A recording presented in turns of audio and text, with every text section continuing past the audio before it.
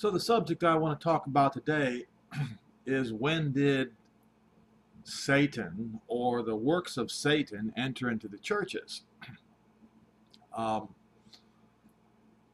Satan officially became the God of the church, as they say, at 321. But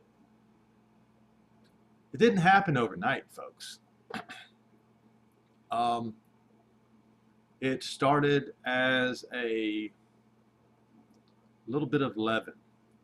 So I want to go ahead and get started on this video. And actually what I want to do is go to Romans, I think it's,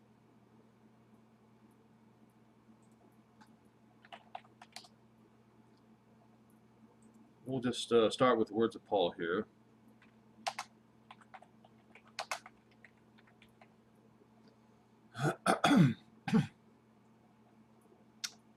Should we go to Galatians 5? I'm wondering. I think so. Now, once again, I've got to figure out a way to make this thing find Aramaic. But I'll go ahead and use King James for now. I will just correct where it says Jesus Christ, where it should be Yehoshua, Messiah.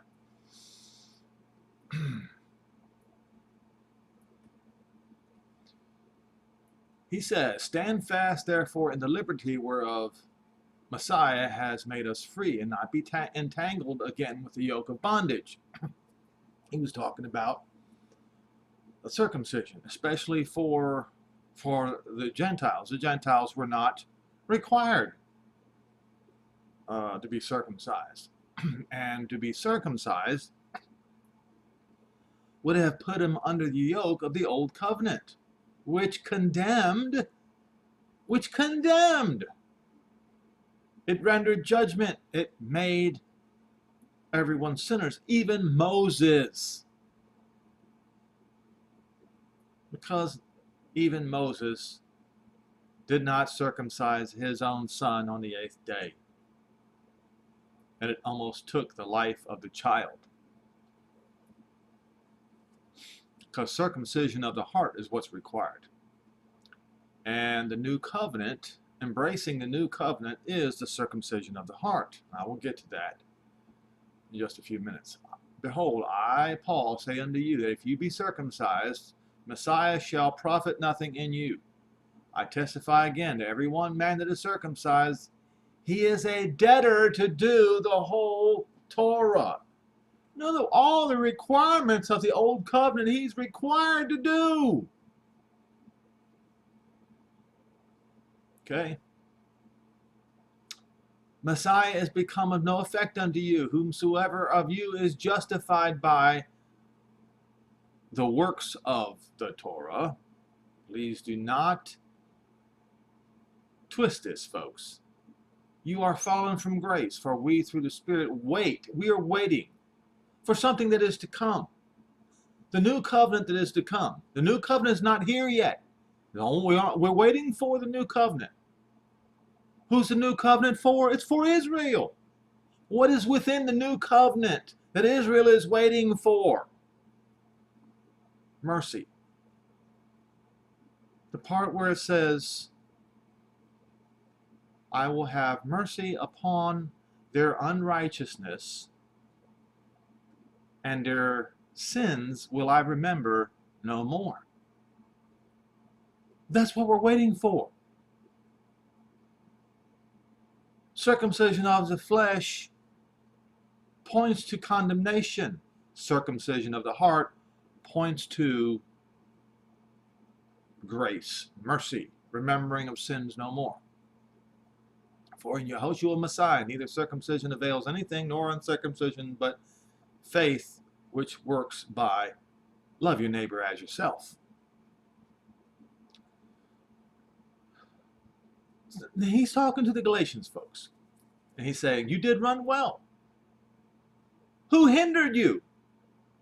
Who hindered you that you should not obey the truth? This persuasion, this thing did not come from him that called you. Who did it come from then? Huh? And he says, a little leaven leavens the whole lump. I have confidence in you through the Master that you will be none otherwise minded, but he that troubles you shall bear his judgment, whoever he was, or whoever he is. And I, brethren, if I yet preach circumcision, then why do I suffer persecution? Okay. So a little leaven leavens the whole lump.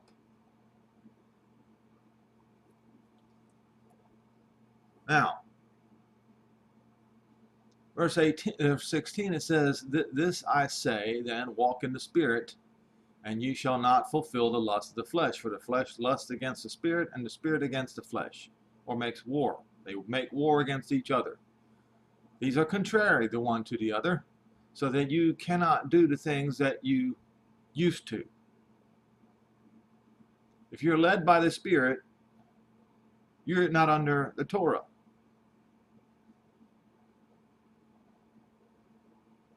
Or under the condemnation of the Torah.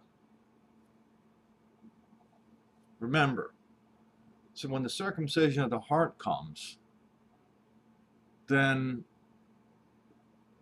the Torah will be in people's hearts, and people will follow the Torah by nature. Now the works of the flesh are manifest in these: adultery, fornication, uncleanness, lasciviousness, idolatry, witchcraft, hatred. Okay? And so I'm pointing out these for a reason. Variances are variance. What is variance? Let's go to Strong's Concordance.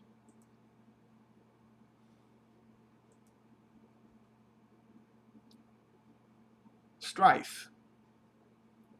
Emulations. This is eagerness, zeal, rivalry.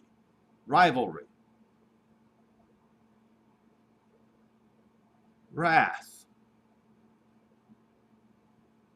Rival is another Greek word. He's covering all. He's covering all bases. Dissension and wrong choices, heresies.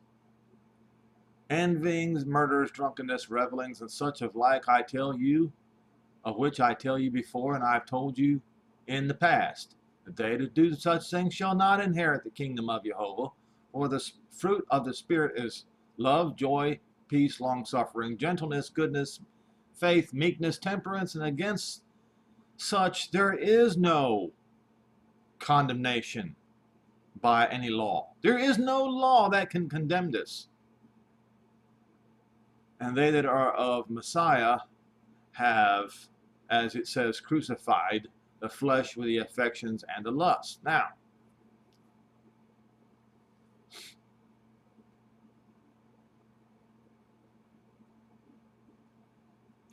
if we live in the Spirit, let us walk in the Spirit. Let us not be desirous of vaingloriousness,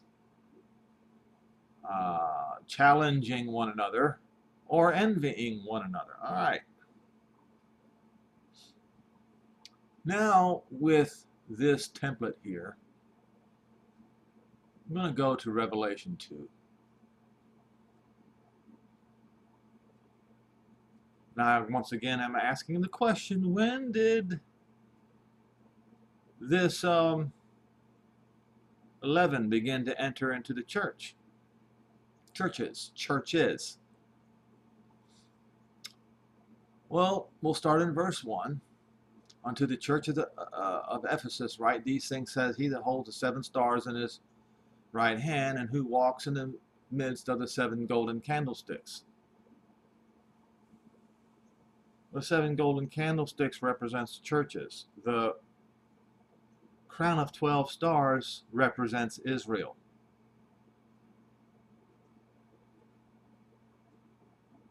Israel is not represented by the 7 golden candlesticks, and the church is not represented by the crown of 12 stars, in spite of what your preacher may have told you.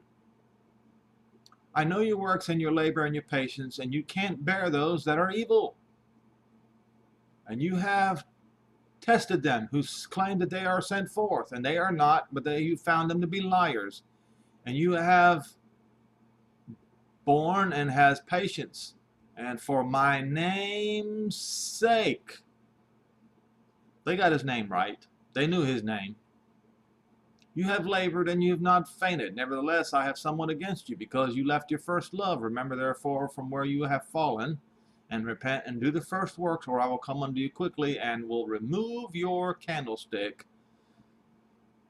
out of its place, except you repent. But this you have. You hate the deeds of the followers of Nicholas, which I also hate. He that has an ear, let him hear what the Spirit says to the churches. To him that overcomes will I give to eat of the tree of life, which is in the midst of the paradise of Jehovah. Now these are Gentiles here, okay? So he's telling the Gentile church in Ephesus.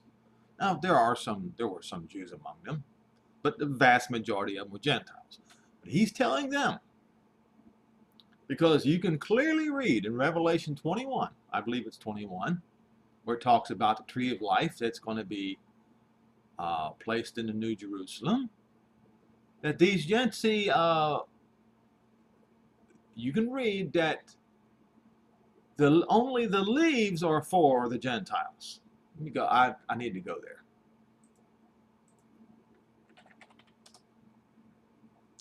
Revelation 21. I think it's this chapter. It might be 22. It's 22. All right. Better go to Strong's Concordance, because there's going to be somebody who's going to even question what's right there in front of them. Verse 1, and he showed me a pure river of water of life, clear as crystal, proceeding out of the throne of Jehovah and of the Lamb. And in the midst of the street of it, on either side of the river, was there the tree of life, all right, which bore 12 manner of fruit. Why? Because it's for the 12 tribes of Israel. That's why. And within the New Jerusalem, the only gates you can go through are 12 gates. And each individual gate is for one of the tribes of Israel. As Paul spoke about in Romans 11, the only way the Gentiles can come in is they have to be grafted in among the branches of Israel, like Ruth and Rahab were, you see. So, 12 manner of fruit, which is obviously for the 12 tribes of Israel, and yielded her fruit every month, and the leaves of the tree were for the healing of the what?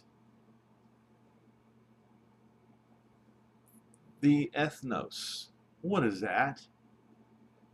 The Gentiles, folks. Right here. The Gentiles. The heathen world. So,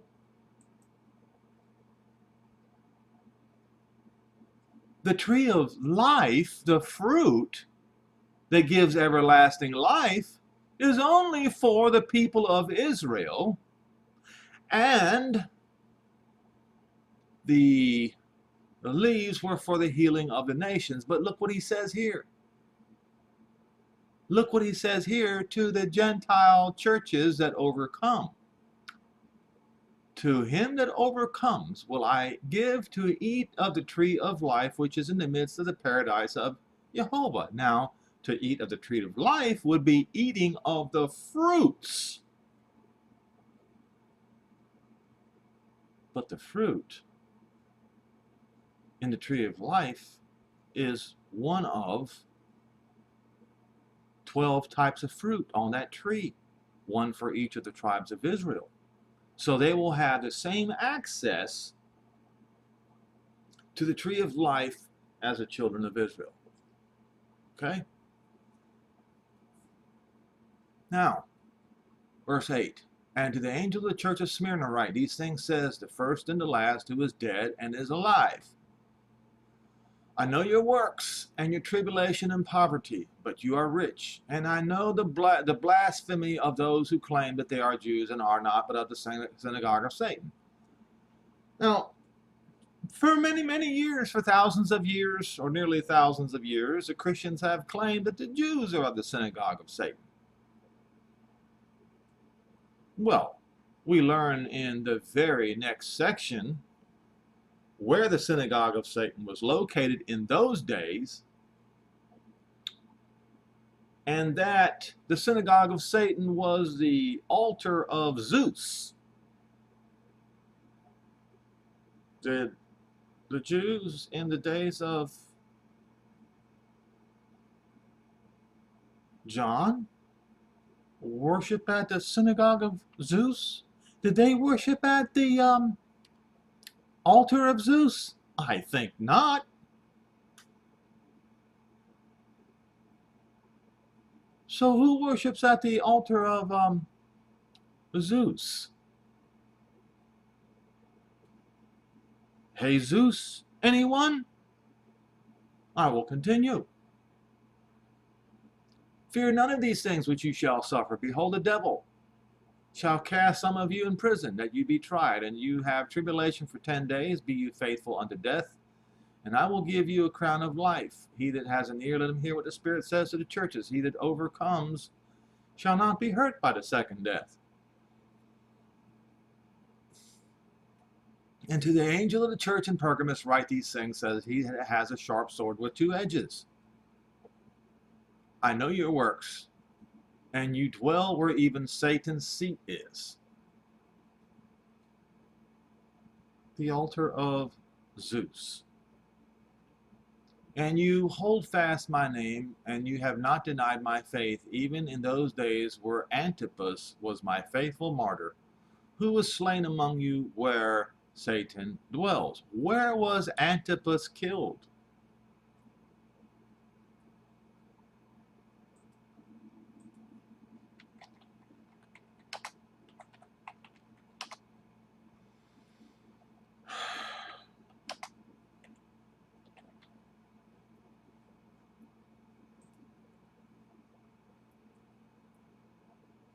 Look, now this right here, let's see,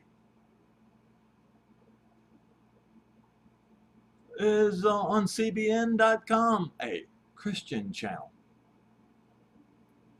But look, the seat of Satan, they recognize that the seat of Satan was in Pergamon.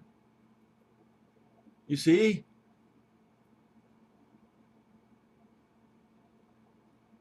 I just need to get down here.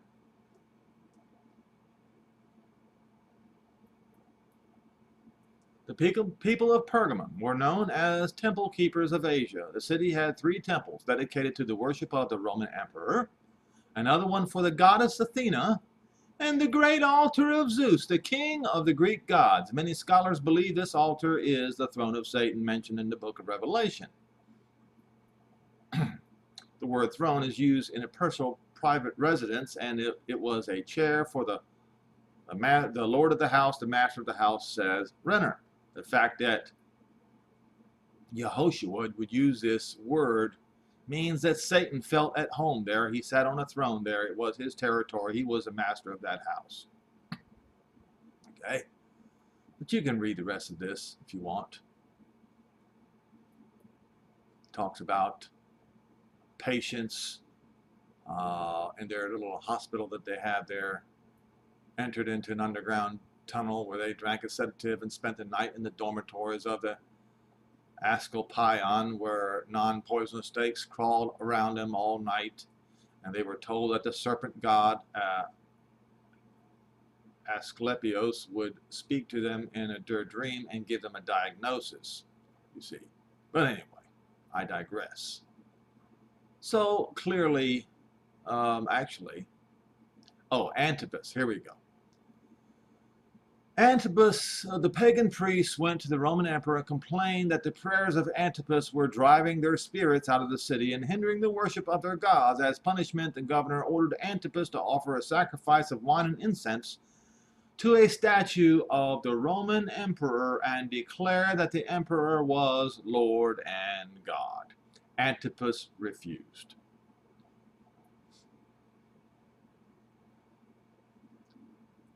Now, let's stop here for a second.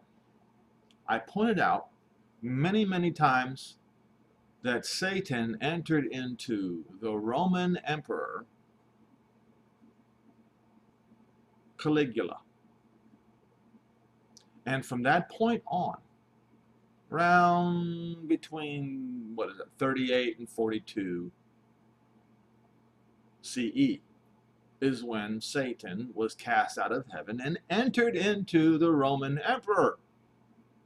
And so when you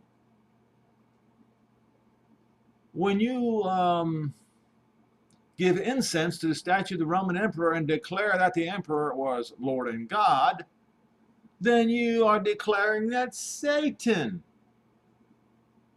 You're bowing down and worshiping Satan himself. Antipas refused. If you reject the divinity of the emperor, then this is equivalent of rejecting the city of Rome, says Renner. And believers were killed for this. Antipas was sentenced to death on the altar of Zeus.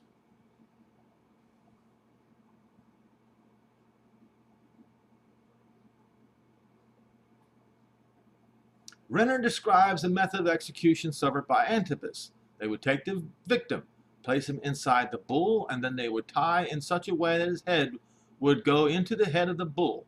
And they would light a huge fire under the bull, and as the fire heated, the people inside of the bull, inside of the bull would slowly begin to roast to death.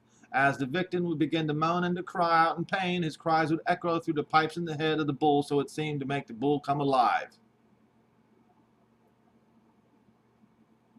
Even in the midst of the flames, the elderly Bishop Antipas died praying for his church. The year was 92. All right.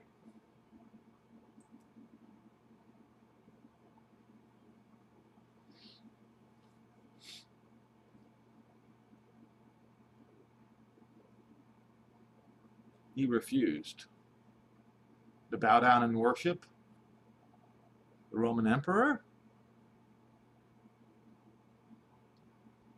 Then he says this, I have a few things against you, because you have those people there that hold the doctrine of Balaam.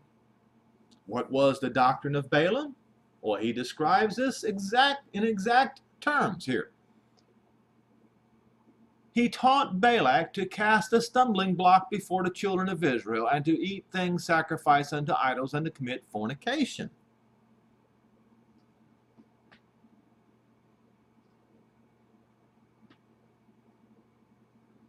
So where did all this anti-Semitism in the church start?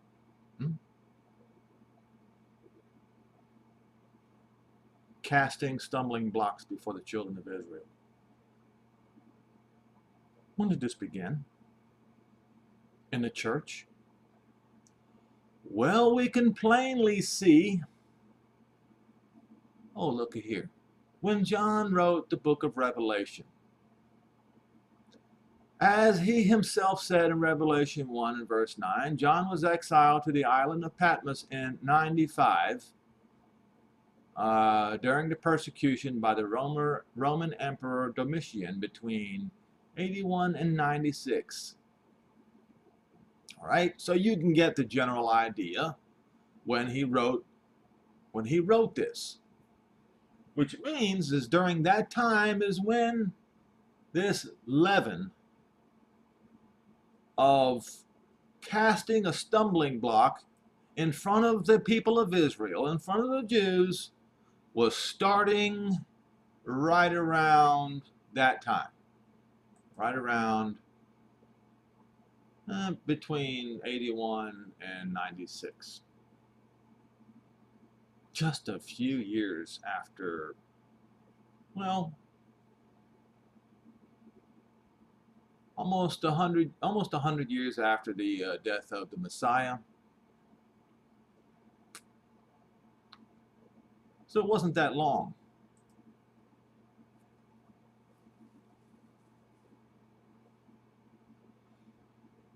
So he had some problems. So the Messiah had a problem with the church in Pergamos because they tolerated these people. They let Jew haters, fornicators, idolaters come in their congregation.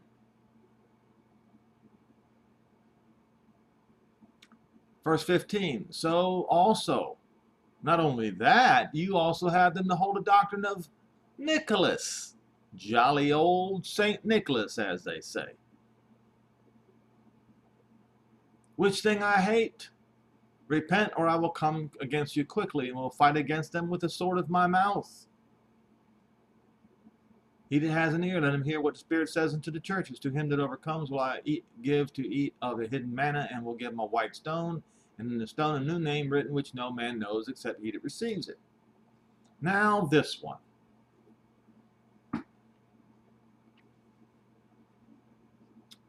Verse 18, and to the angel of the church in Thyatira write, these things says the Son of Jehovah, who has his eyes like the flame of fire, and his feet are as fine brass.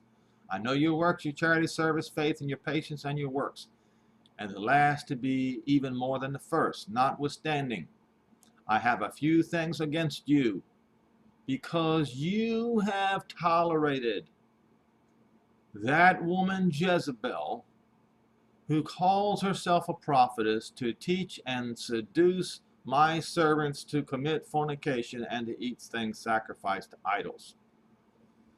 Now, once again, let's go to,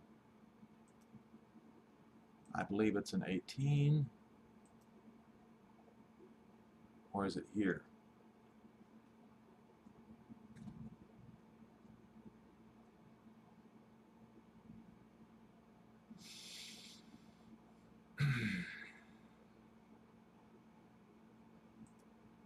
Make sure. There we go.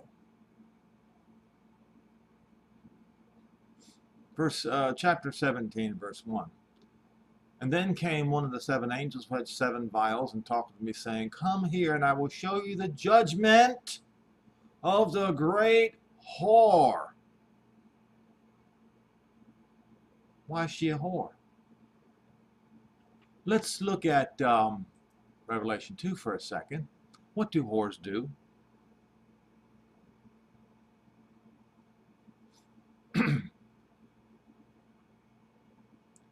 Fornication,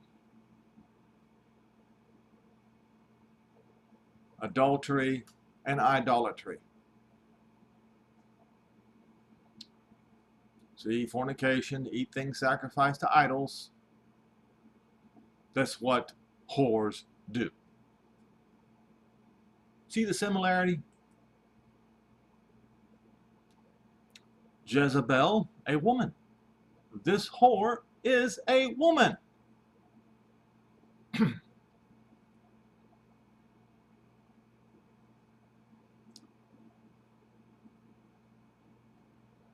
Now, it says, the whore that sits upon many waters, with whom the kings of the land of the earth have committed fornication, and the inhabitants of the earth were drunk with the wine of her fornication. See some similarities here, folks? So he carried me away into the spirit, and I saw a woman sit upon top of the scarlet-colored beast, full of names of blasphemy, having 7 heads and 10 horns. And the woman was arrayed in purple and scarlet color, and decked with gold and precious stones and pearls, having a golden cup in her hand, full of the abominations and filthiness of her fornication. Once again, I'm going to go to this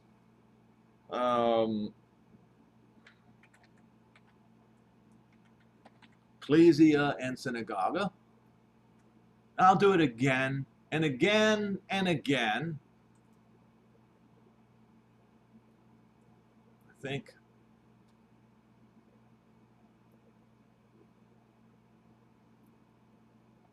Let's see here. This is a good example. This would be ecclesia. You see? She has a golden cup in her hand right here. And on her head she has a crown, you see. And of course next to her is synagogue, which you probably can't see because the picture is covering, or my picture is covering this up, where she has the Ten Commandments in her right hand. It's almost falling out. She does not have a scepter in her hand like ecclesia does. She only has a staff in her hand, and right here it shows a serpent around her head covering up her eyes. And if you look in this particular picture, you will see that she has a blindfold covering her eyes, or a veil covering her eyes, and you see synagogue over here with a crown on her head, a scepter in her hand, in her right hand, and in her left hand a golden cup. Right? And we read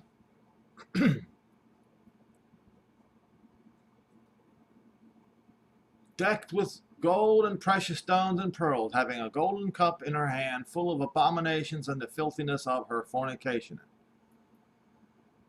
And upon her name was written, Mystery, Babylon the Great, the mother of harlots, the abomination of the earth. And I saw that the woman was drunk with the blood of the Kodesh, because she caused the nations to commit murder against the people of Israel. And also with the blood of the martyrs of Yehoshua. Not only that, she was drunken with the blood of the apostles, because even though, how do I say this?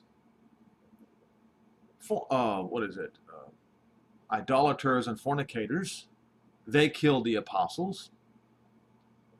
So if she brings fornication and idolatry into the church, then they become the same people. And furthermore, anyone who followed Yehoshua rather than Jesus was considered a Jew and was murdered by this woman. With the blood of the saints, that's the Jews, and the blood of the martyrs of Yehoshua. And when I saw her, I wondered with great admiration. You see.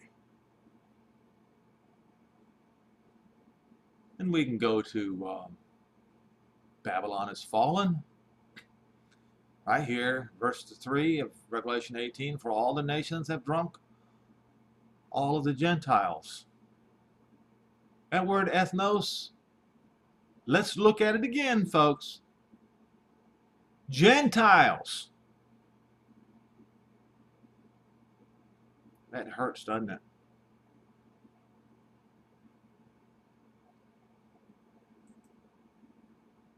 Have drunk of the wine. Let's see. All the nations have drunk of the wine of the wrath of her fornication, and which is why the Gentiles practice anti-Semitism today. Come on, folks. And all the kings of the earth have committed fornication with her, and the merchants of the earth are waxed rich through the abundance of her delicacies. So, who is this Jezebel that John is talking about? Are you capable of drawing conclusions here, folks?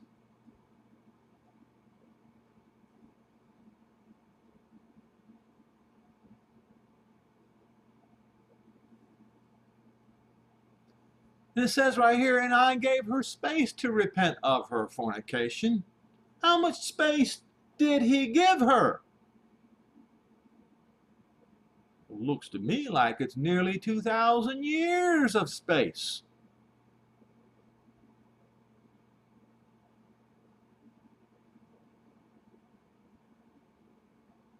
And she refused to repent. Behold, I will cast her into a sick bed.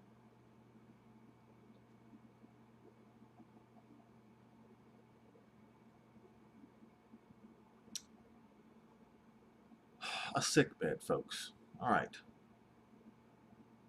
Unfortunately, I know what that looks like. What happens when somebody develops cancer and is on a sick bed? Well, they can't eat. They literally starve to death.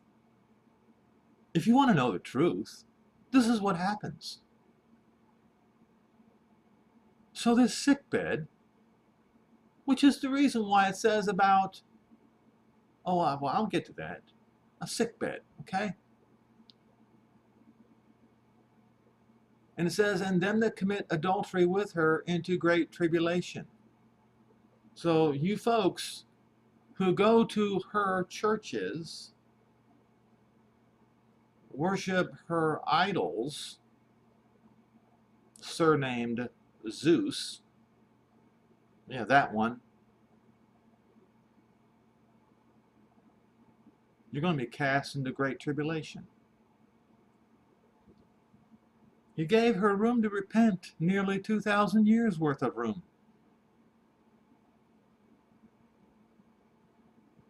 Sick bed. Let's see, what was I going to look up? Oh,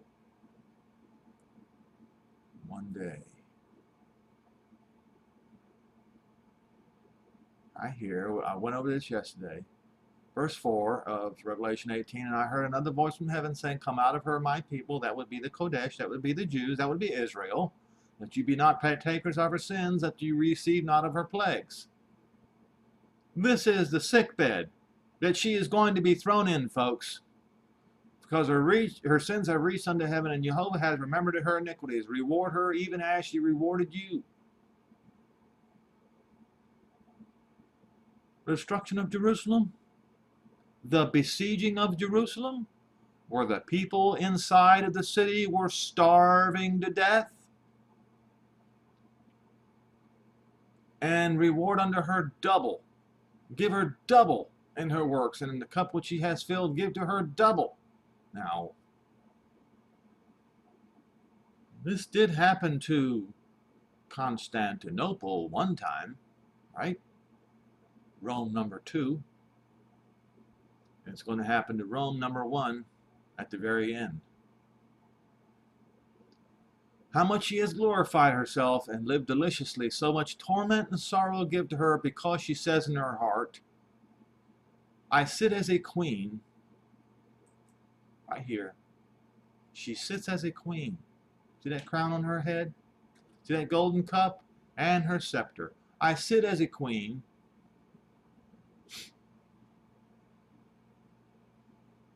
I am no widow. I shall see no sorrow. That is very similar to something in the Church of Laodicea where it says, you say that you are rich and increased with goods, and you have no need of anything, and you have need of nothing. Sounds familiar. The spirit is the same, is it not?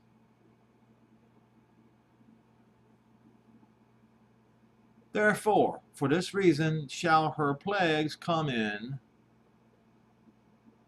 it says one day, but it says first. Let's see. What does it mean? I guess it means one day.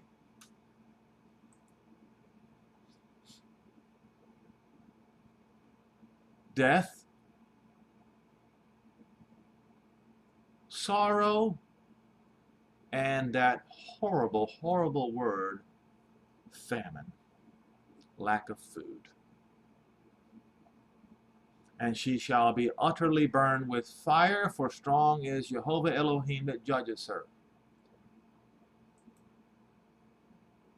What does it say here?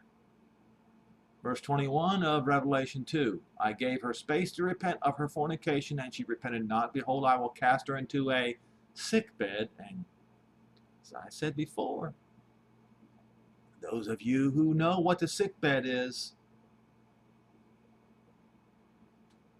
no matter how much you try to feed somebody who's at the point of death, they can't eat. They are starving to death. And then they commit adultery with her into great tribulation, and that's the tribulation that's coming. Except they repent of their deeds, and I will kill her children with death, and all the churches. You Protestants, you're going to find out. You shall know that I am he which searches the hearts and the reins in the hearts. In other words, he's coming after you too. He's going to search out the reins in your hearts too. And if you found to be like her,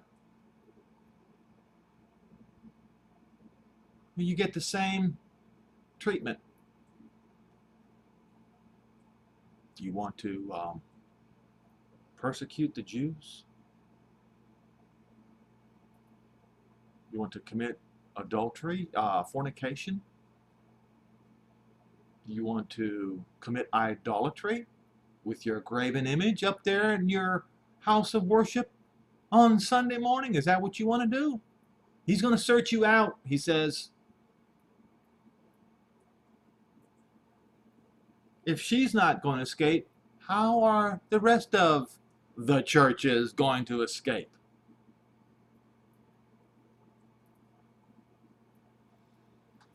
And it says, and I will give every one of you according to your works, but unto you I say, unto the rest in Thyatira. But unto you I say, and to the rest in Thyatira. Well, what do you mean, unto you I say? That's anyone who's reading this, and the rest of those in Thyatira. As many as have not this doctrine, and which have not known the depths of Satan. All right? Depths of Satan? Right here. This woman. Depths of Satan. Ecclesia.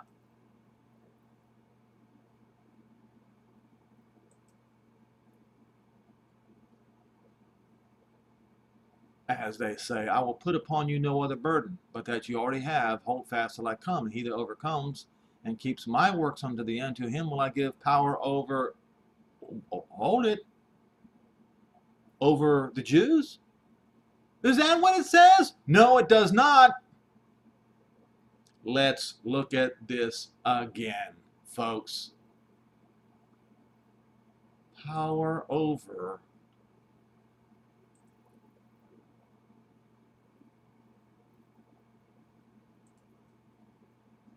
the Gentiles.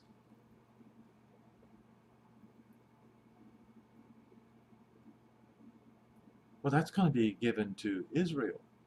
In other words, if you want to be saved, you have to be grafted in among the branches of Israel, and you will not be given power over Israel. No, power over the Gentiles.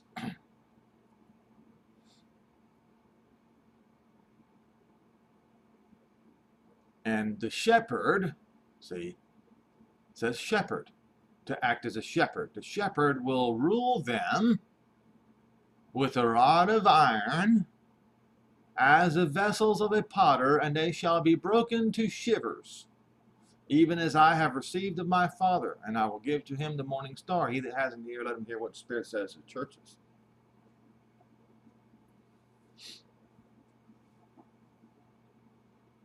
Now, I want to go straight to Laodicea, because things are happening right now that is so starkly resembling the church in Laodicea that I just have to make mention of this.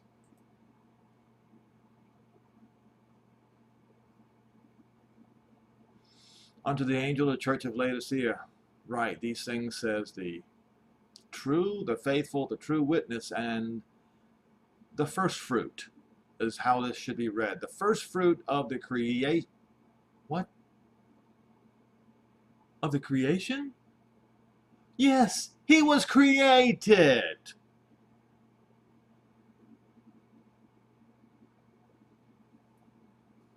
He's not the creator, he was created. The first fruit of the creation of Jehovah. I know you works, and that you are neither cold nor hot. I would that you were cold or hot. So then, because you are lukewarm, tepid, and neither cold nor hot, I will spew to vomit out of my mouth. Because you say, have we not heard this before? I am rich, wealthy, and increase with goods, rich, rich, and have need of nothing or in no one.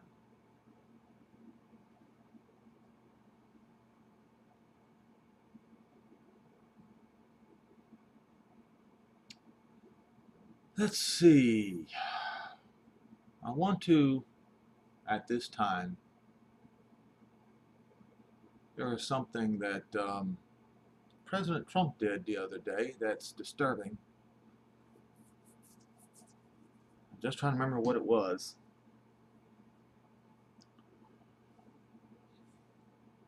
Oh.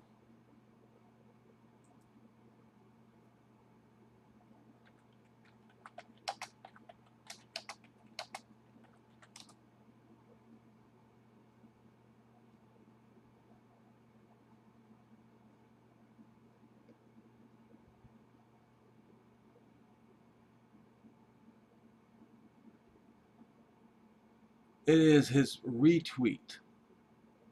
Now, a lot of these from the Washington Post and all them, they twist what President Donald Trump did by saying that he declares himself King of Israel, the second coming of, as they say, God. Well, that's not exactly what he did, but it was extremely bad what he did nevertheless.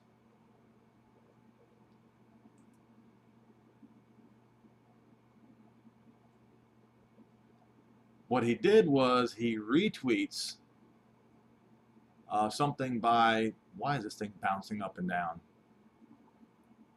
One of his supporters. He likes it. He tweets lavish praise, saying Israeli Jews love him like the King of Israel and the second coming of, in quotes here, God. U.S. President Donald Trump shares praise on Twitter from Wayne Allen Root, who said that the Jewish people in Israel love him, Trump, like he's the King of Israel. They love him like he is a second coming of God. Root is a controversial conservative provocateur and conspiracy theorist. That's what it says right here. Business Insider says this. And it says President Trump on Tuesday was criticized after questioning the loyalty of Jews who vote Democrat with the ADL, accusing him of spreading an anti-Semitic trope. All right. U.S. President Donald Trump shared praise on Twitter from conspiracy theorist and conservative personality Wayne Allen Root, who claimed that Israeli Jews love the president like he is the second coming. Early Wednesday, Trump tweeted, "Thank you to Wayne Allen Root for the very nice words and for sharing a quote from, before sharing the quote from Root." And he shared it. Now, he didn't actually say it, but retweeting it is repeating it.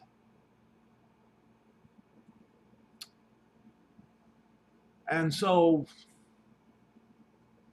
what we have here is we have the spirit of this going on in the United States of America. It's not just with the president, but it's with the entire United States of America. But not just them. the entire Western civilization. Because you say, I'm rich and increase with goods and have need of nothing. And you don't know that you are miserable, wretched, poor, blind, and naked.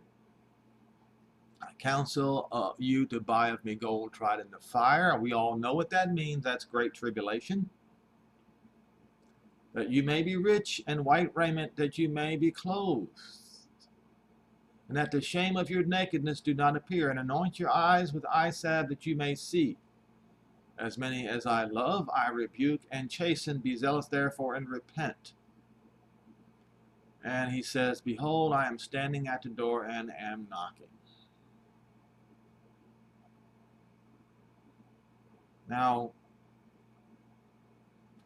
sharing that, what Donald Trump did was, in fact, blasphemy. And Herod Agrippa I, I believe it was. Let's see here. I'll go to Bible Hub again.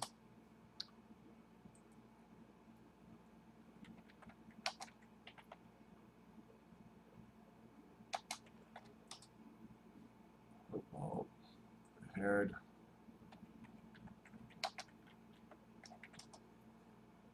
Acts 12 and verse 23. Now, I'm not saying this is going to happen to Donald Trump.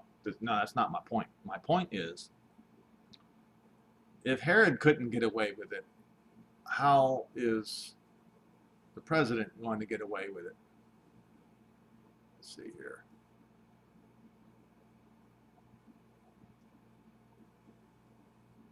What happened here? 23. All right. Okay. We'll start at verse 20. Now Herod had been very angry with the people of Tyre and Zidon, that's Lebanon.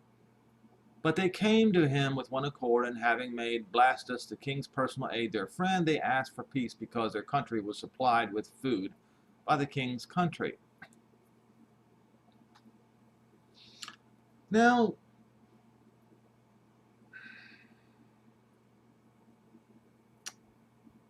President Trump, he was angry. I'm not saying this, I am drawing a parallel, okay?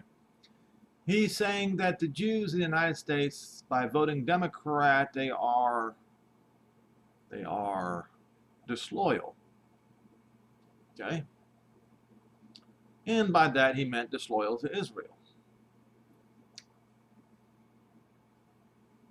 Now, Israel is being supplied with military equipment by the United States. Let's just be honest about this, for free.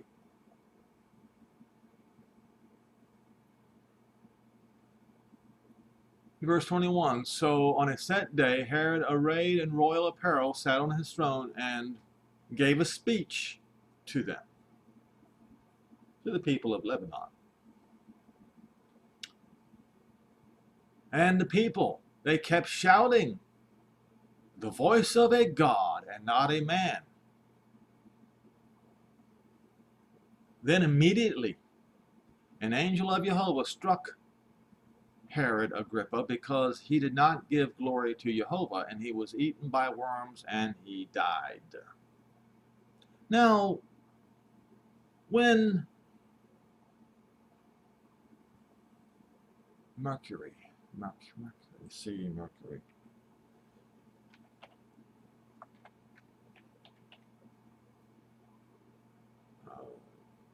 Yes. All right, Acts 14. Now look what the apostles did. Look what, in contrast, the apostles did. 14 and verse 12.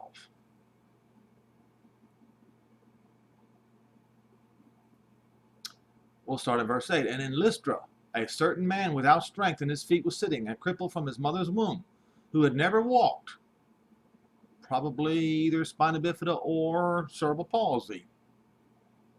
This man heard Paul speaking, and Paul observed him intently, and seeing that he had faith to be healed, and he said with a loud voice, stand up straight on your feet, and he leaped and walked.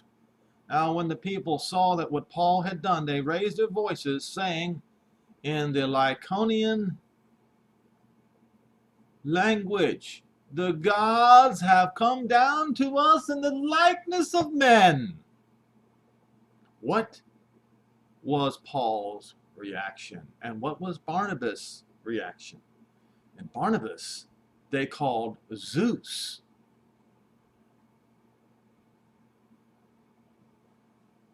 And Paul, they called Hermes because he was the chief speaker. And then the priests of Zeus, whose temple was in front of their city, brought oxen and garlands to the gates, intending to sacrifice to the multitude. But when the apostles Barnabas and Paul heard this, they ripped their clothes, and they ran in among the multitude, crying out and saying, Men, why are you doing these things? We are also men of the same nature as you, and preach unto you that you should turn from these useless things to the living Elohim, who made the heaven and the earth and the sea and all that are in them. Yes, they quickly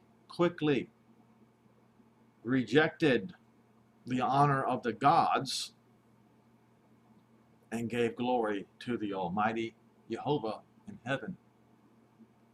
And what happened to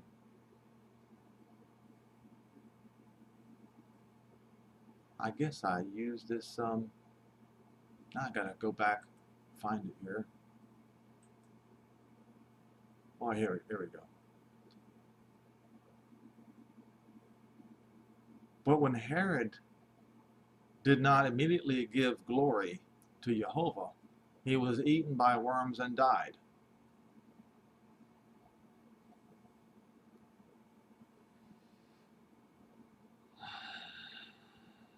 Now,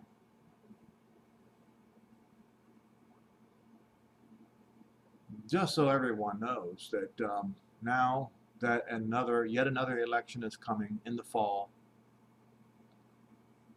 and right after Israel's election, the fall festivals are coming. One of them being the Feast of Trumpets. But Sukkot is coming. And once again, it is claimed, after numerous false starts, President Trump's team is claiming that they're going to get this peace plan revealed finally. We shall see. But after this latest stunt, this Laodicean stunt by President Trump, things don't look very good, folks. If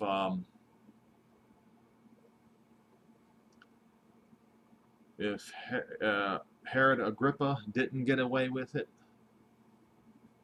how is anybody going to get away with it? Not even the church in Laodicea was going to get away with it. Who? Who then? Who then?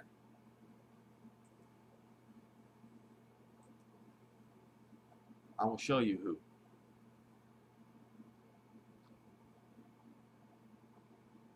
Verse 7 of Revelation 3, and to the angel of the church of Philadelphia write these things, that is holy, he that is true, he that has the key of David.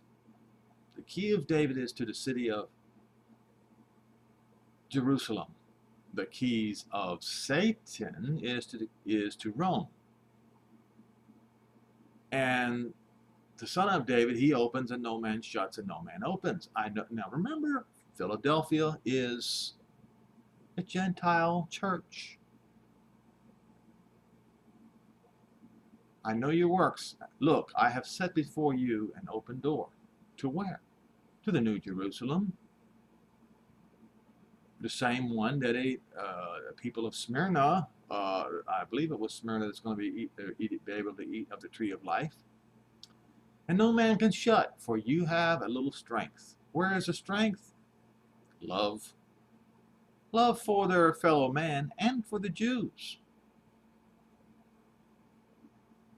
And have kept my word and have not denied my name. They also hold on to the name of Yehoshua, not Jesus. Behold, I will make them of the synagogue of Zeus,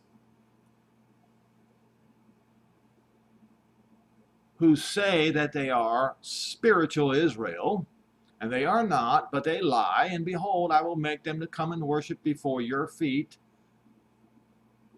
Well, in order for that to happen, well, Isaiah 60 says all of Israel's enemies are going to have to come down and worship before the people of Israel. They have to be grafted, therefore, into the branches of among the branches of Israel in order for this to happen too. And to know that I have loved you, because you have kept the word of my patience.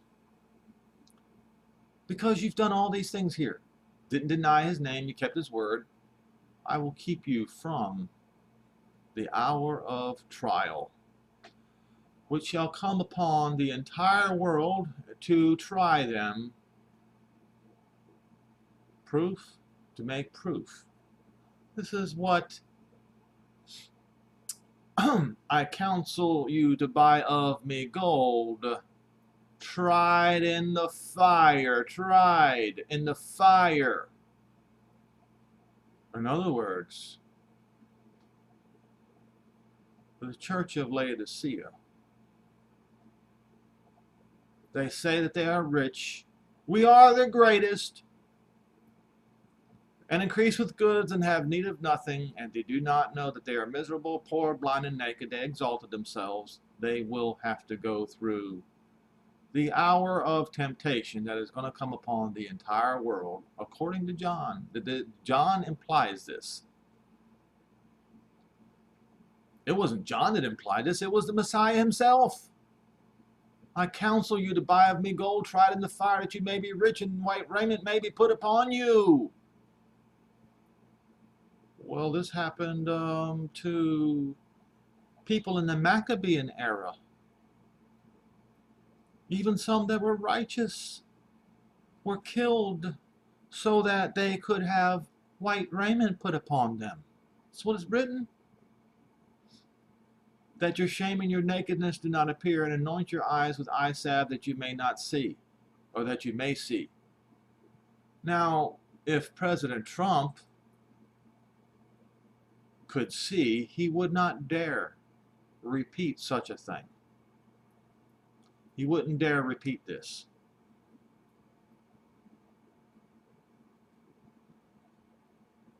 So, tribulation is coming upon the earth, as it says right here.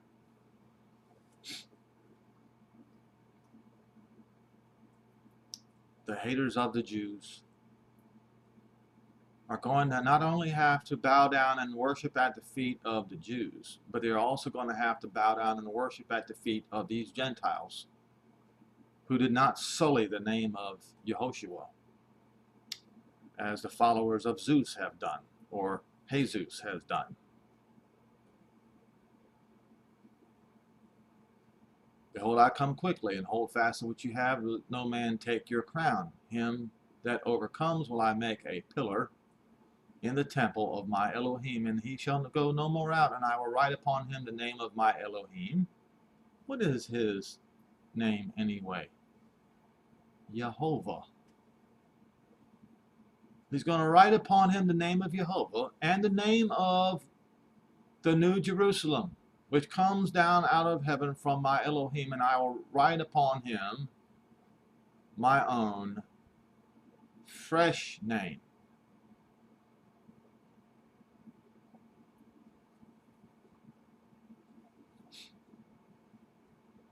It looks to me like it says, I will write upon them my name afresh, which would be Yehoshua. He that has an ear, let him hear what the Spirit says unto the churches. And why will he do this? Why will he write upon him his name afresh? To remind everybody what his name is, since they didn't deny his name to begin with. Now, I hope this video was helpful. I hope you know who this Jezebel is that John was talking about. I think you can draw the correct conclusion. I don't think it's difficult to understand.